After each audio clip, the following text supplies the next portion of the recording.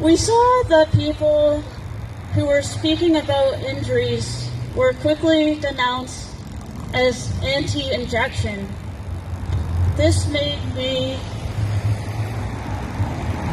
anxious. I was concerned that I would somehow be forced to take this thing, I don't know, to go to the grocery store or whatever. And worst of all, when I did take it, if it didn't go well, I'd pay the penalty for that as well. Another concern I had was the fact that after the first injection, you were considered uninjected for the first 14 days. So my concern was that if I took the injection and died or was hospitalized from my injection within the first 14 days, that would be used as a statistic to make the injection look better. When I inquired on the subject in emails with the public health, they first assumed my questions were simply about logistics and I was looking for an appointment. This is the email I sent them in reply. Thanks for getting back to me. Doesn't this skew the numbers for the uninjected? The uninjected are receiving a lot of hate. If the number of people admitted uninjected includes people within the first 14 days of their shot,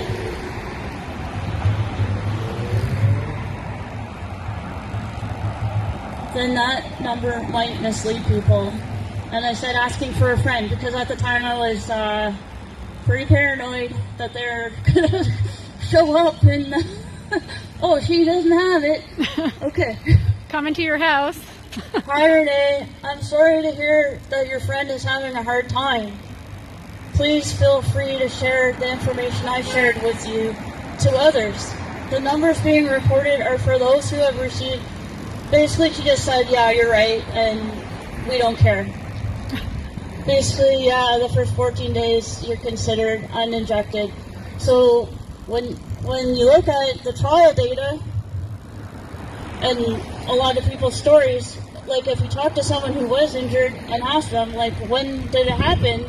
Most of the time is before 14 days, maybe after their first shot.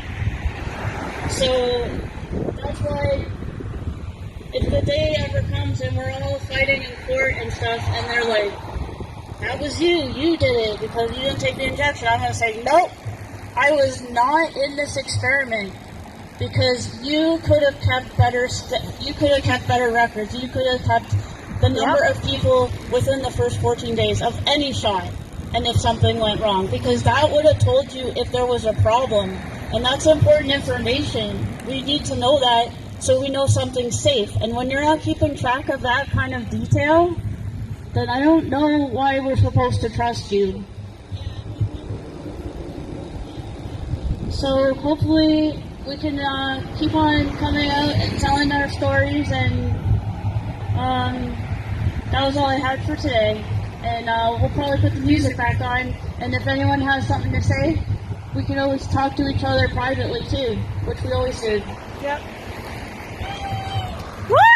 Thank you, Renee. Thank you.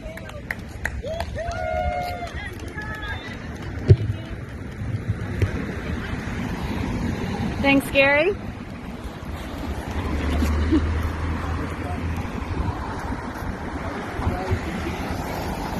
Gorgeous day in Glasgow.